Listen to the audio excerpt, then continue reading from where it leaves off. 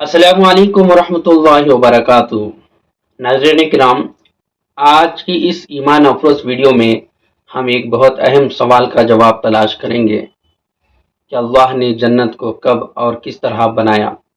کیا جنت ابھی موجود ہے؟ کیا اللہ نے اسے انسانوں کی تخلیق سے پہلے بنایا؟ کیا جنت میں جانے والے پہلے انسان حضرت آدم علیہ السلام تھے؟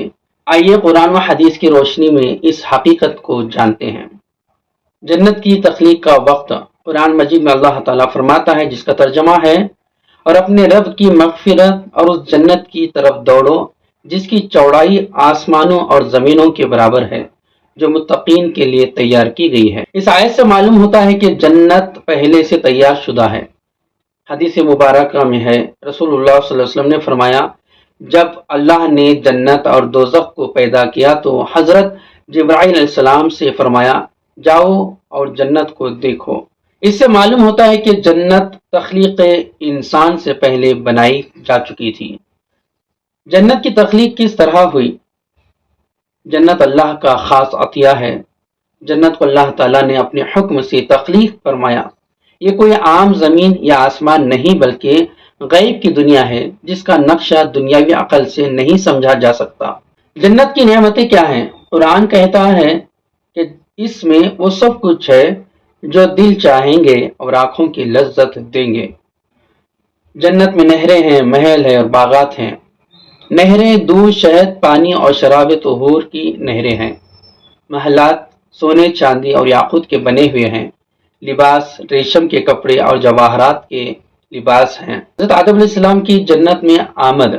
حضرت آدم علیہ السلام کو جنت میں رکھا گیا۔ قرآن کہتا ہے، وَقُلْنَا يَا آدَمُ اسْكُنْ أَنْتَ وَزَوْجُكَ الْجَنَّةَ، اور ہم نے کہا، اے آدم، تم اور تمہاری بیوی جنت میں رہو۔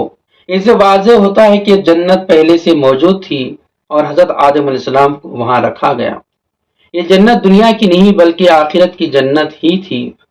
مفسرین کی اکثریت اس بات پر متفق ہے کہ حضرت آدم علیہ السلام جس جنت میں تھے وہ آخرت کی اصل جنت ہی تھی جسے اللہ نے پہلے سے تخلیق فرمایا تھا۔ جنت کا پیغام ہمارے لیے کیا ہے؟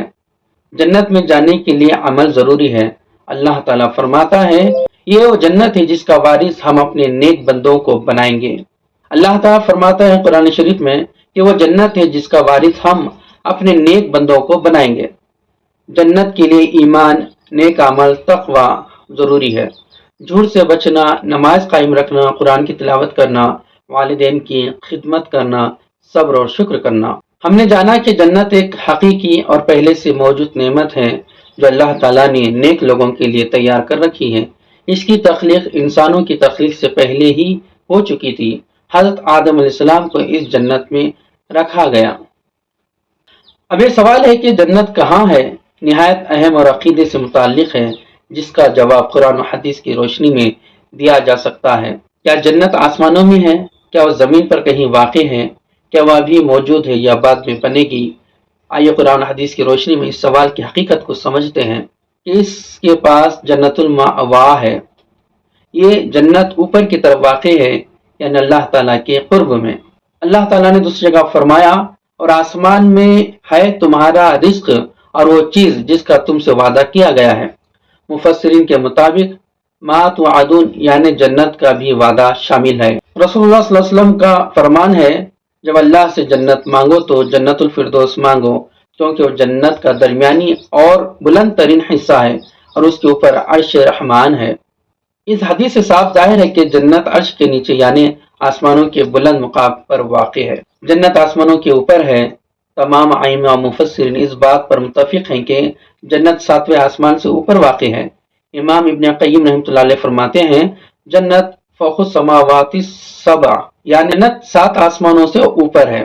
یہ جگہ مخلوق کے لیے تیار کی گئی لیکن دنیا کی آنکھوں سے پوشیدہ ہے۔ اہل سنت الجماعت کا عقیدہ ہے کہ جنت مخلوق ہے، ابھی موجود ہے، آسمانوں کے اوپر ایک خاص مقام پر ہے۔ اللہ تعالیٰ نے اسے نیک بندوں کے لیے تیار فرمایا ہے۔ کچھ غلط نظریات کی تردید یہاں پر کی جاتی ہے۔ کچھ فلسفی کہتے ہیں کہ جنت دل کا سکون ہے یا صرف مثال ہے، مگر یہ عقیدہ غلط اور قرآن کے خلاف ہے۔ جنت ایک حقیقی، مادی اور دائمی مقام ہے۔ دوستو، ہم نے جانا کہ جنت ایک حقیقی، ابدی اور بلند مقام پر واقع ہے جو 7 आसमानों के ऊपर और अर्श इलाही के नीचे है। ये अल्लाह ताला ने अपने नेक बंदों के लिए बनाई है और हम सब की यही दुआ है कि अल्लाहुम्मा जअलना मिन अहलिल जन्ना, या अल्लाह हमें जन्नत वालों में से शामिल फरमाया। अगर आप लोगों की वीडियो अच्छी लगी हो तो ज़रूर लाइक करें, शेयर करें और मेरे चैनल को सब्सक्राइब करें। अस्सलामु अलैकुम व रहमतुल्लाहि व बरकातुहू।